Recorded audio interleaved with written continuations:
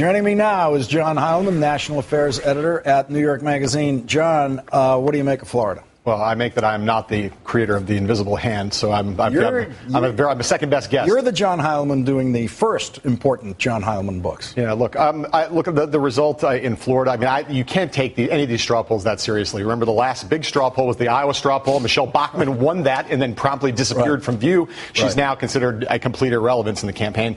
Herman Cain is not going to be the Republican nominee. But as Adam points out, I do think, I mean, look, it tells you what we all have known for a year.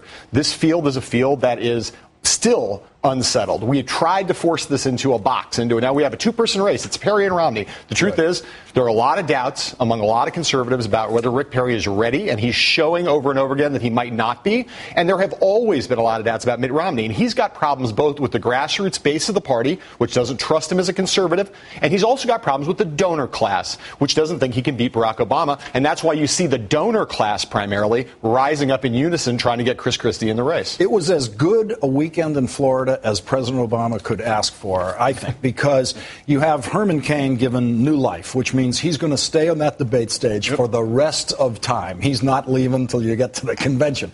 And he's one of those candidates who can sit there and take these wicked shots at the front runners, not worrying at all, as is Michelle Bachmann. And so those candidacies remain alive.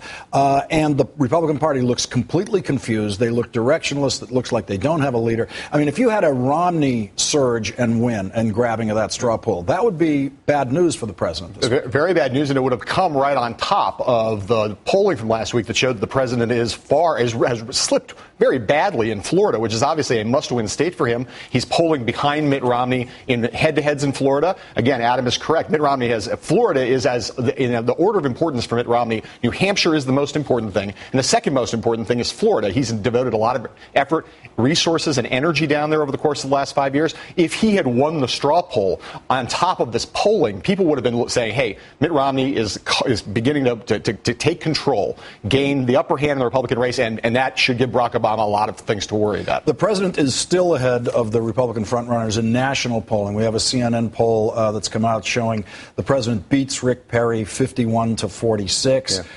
The president versus Mitt Romney, he's up by 1 point, which is not being up at all. It's 49-48. That's essentially a tie. But certainly Romney's electability argument is strengthened by the CNN poll. Yes. Well, look, I think national polls at this point are largely meaningless. The truth is the country, even though Mitt Romney's a pretty well-known commodity, the country doesn't know Rick Perry. What you want to look at in polling this early is not the head-to-heads against these Republicans. You have got to look at what the president's favorability rating is, what the right track, wrong track numbers in the country are. Barack Obama can take some small comfort in the fact that he's ahead of Rick Perry and Mitt Romney in those national polls. But when he sees his approval rating in the low 40s and the wrong track number in the country in the 70s, those are the kind of numbers that if he doesn't turn those numbers around by next fall, he will lose. But someone has to beat him. And Bill Clinton was astonishingly vulnerable, and he had the great luck of running against Bob Dole, who absolutely could not take it away from him on re-election.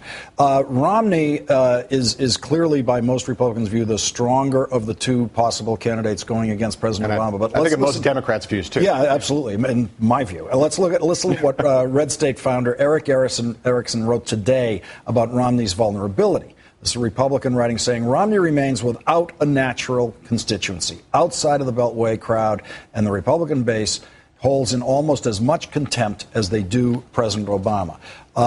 So that's a problem going into a general election, too. Well, it is. I mean, look, the bottom line is that Mitt Romney committed a cardinal sin back in 2008, which was he tried to run away from his record. He tried to pander to conservatives. And conservatives, whatever else you want to think about them, they're not dummies. They know when someone has suddenly flip-flopped on a lot of issues in order to try to court their vote. Not only does it make them look like they're phonies, but it doesn't actually accomplish the thing you're trying to accomplish because people see through it. And so now to see Romney running more or less as what he kind of wanted, he should have run as in 2008, it's just increased the problem of the phoniness thing for grassroots conservatives. They look at him and say, we just don't believe a word that comes out of this guy's mouth.